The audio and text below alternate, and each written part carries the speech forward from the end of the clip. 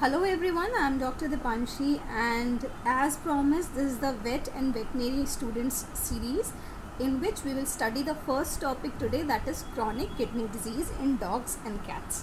Okay, so from the basics we'll start and we'll go towards the how the diagnostic is done, how the treatment aspect is there, what's the prevention we have to take, and what will be the prognosis in such cases.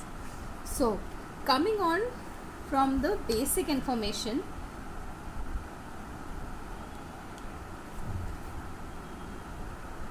so coming on from the basics, as we already know that when we say chronic kidney disease, it should be occurred for a longer period of time, that kidney damage present for over more than 3 months. And as we already know that azotemia will be there because of the concentrated urine. Azotemia indicates that the BUN and creatinine level will be elevated, which will help us to diagnose it nicely. Okay, so it is very much common in cats than dogs, and it is more common in older animals than young animals. So it's more common in older cats than older dogs, and less common in young dogs and young cats. So as we already know, many people have heard of IRIS staging system for CKD stages, in which we can say how much we can save the kidney and how much the kidney has been deteriorated. So that classification will be based on serum creatinine, okay, and along with the proteinuria and blood pressure. So I will discuss the stages. It consists of 4 stages. First stage, in which the creatinine level will be less than 1.4 mg per deciliter, and some other renal abnormalities will be there. Abnormal renal palpation you can see, and slight proteinuria will be there. Coming on to the second stage, in which creatinine will lead to 1.4 to 2. It will go from 1.4 to 2. This also the mild renal azotemia will be there. It is the lower range, in which we say that we can actually, by the proper treatment, we can save it. While when we go to the stage 3 and stage 4, stage 3 is when the creatinine level goes around from 2.1 to 5 mg per deciliter, in which the systemic clinical signs such as azotemia and vomiting, polyuria, polydipsia will be present. And stage 4th, in which the creatinine level you will see is beyond greater than 5 mg per deciliter in dogs and cats. Extra renal clinical signs will be there. Animal will be lethargic and will not respond to you, and even some animals will have seizures. So as I already said, azotemia is the elevated blood urea nitrogen and creatinine. Okay, it is the most common disease of older cats, and it is also known as chronic interstitial nephritis, and also known as chronic renal failure. Now if we see in which breeds it's more common in Maine Coon, Abyssinian and Siamese cats. While in dogs, if we say whatever the majority of the breed dogs that we see in India, that is Beagles, Terrier, Boxers, Cocker Spaniel, Doberman, Golden Retriever, Lhasa Apso, whatever, these are the dogs which are commonly coming to the clinics for treatment. Rottweiler and Shih Tzu, no one is left, so they are seen mostly in that. Okay, and the associated condition will be along with this will be there. You have to notice anemia also will be there. Either the dog will be dehydrated, earlier had a incident of UTI or will be going through UTI, vomiting will be there, and weight loss will be there. So in this video I am not going into very much high level, which like too much level, which is beyond necessary. It's not necessary. So I am going to explain the things in a very simple and common language, in which if the animal comes, what we should do and how we can treat the animal nicely. Now, so let's see what is the history and the chief complaint the owner comes with. So the chief complaint, when the owner comes, they will report that dog is not eating properly and it has lost weight. Vomiting will be there.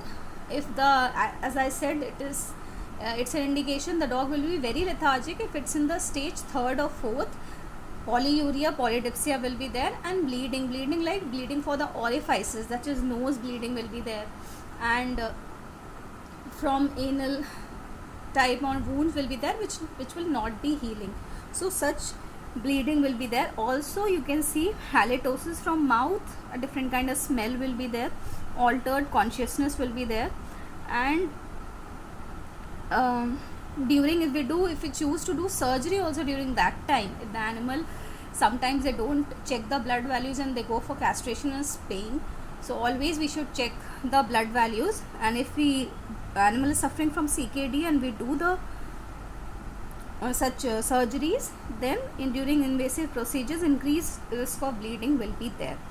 Now when we do the physical examination, what we will find, if even if the owner is not telling us, we will find that animals will be dehydrated. Okay, upon doing USG,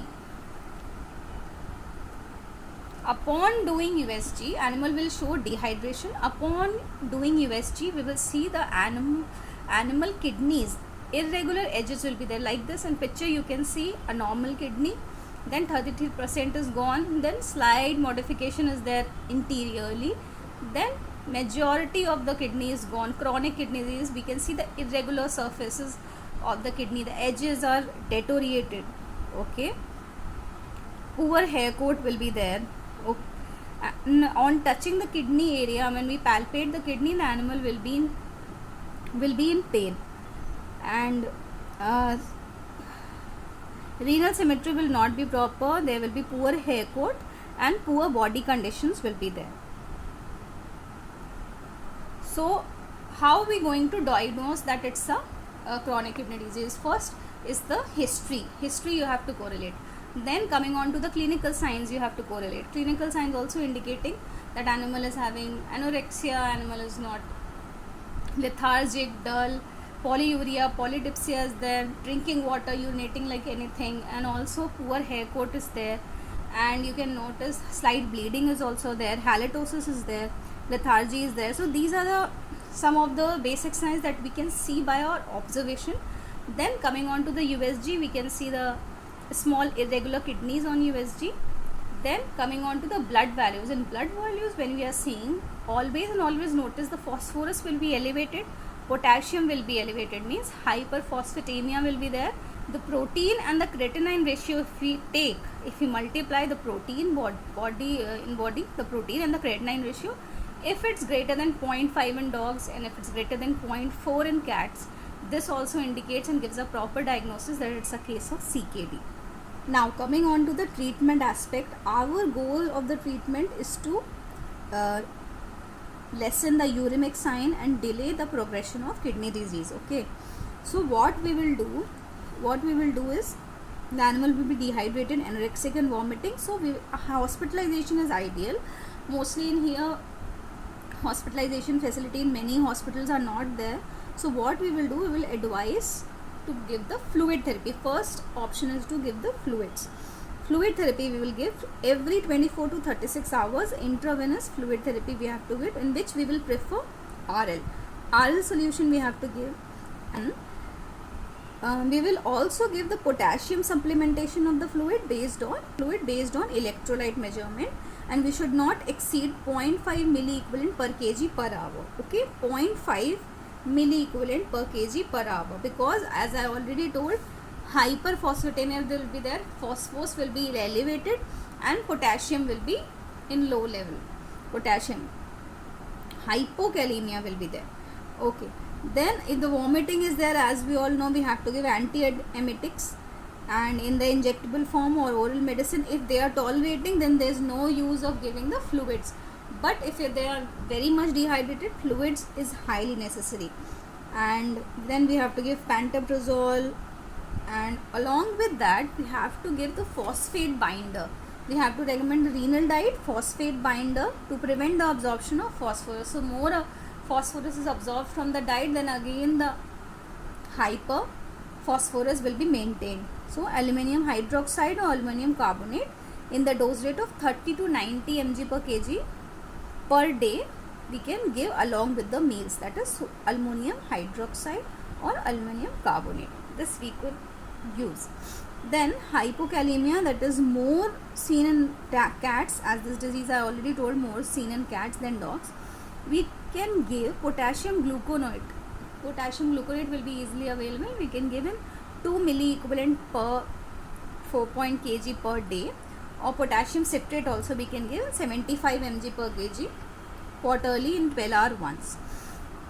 Okay, so these are the things that we can manage. That is, as we said, antiemetics, we have to give potassium supplement, we have to give the fluids RL, most probably always prefer RL, and we have to give a renal diet. Renal diet should have lesser amount of protein and lesser amount of phosphorus, and we have to give a phosphate binder. In case of anemia, as more anemia is there, we have to do the blood transfusion. And last option is always, when nothing is done, is the renal transplantation, which happens rarely. Now when we come to the nutrition and diet, renal diet, as I said, as the diet changes will be there, and renal diet should be introduced so that BUN and creatinine level should go down. And one thing that we should always remember, when you are giving a phosphate binder, that I said aluminum hydroxide or aluminum carbonate at rate of 30 to 90 mg per kg, you should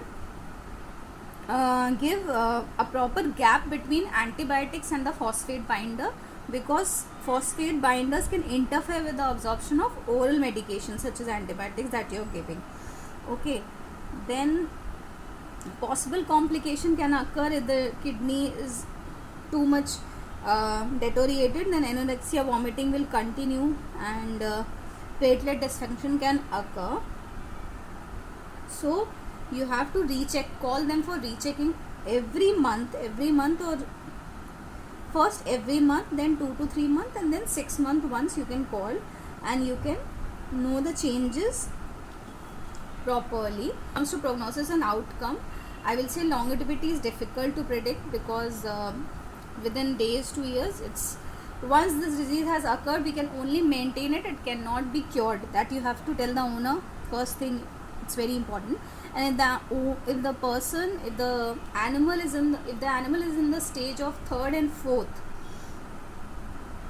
then max to max we can give survival time of 2 years. If 3rd and 4th, that I said, the 3rd stage is in which it is going from 2 to 5 mg per deciliter creatinine value, and the 4th stage is greater than 5 creatinine value is there, then animal will not survive more than 2 years. Sometimes complication of pyelonephritis also will be there along with this, so we can give antibiotics along with that, so that some other infection, whichever the under secondary infection is going on, that should also be cured. So this is the treatment, and this is the diet that you will recommend, and through which we can maintain and we can do a thorough checkup. So thanks for watching, and if you loved it, please like, share and subscribe, so I can make more such videos. Okay, thank you.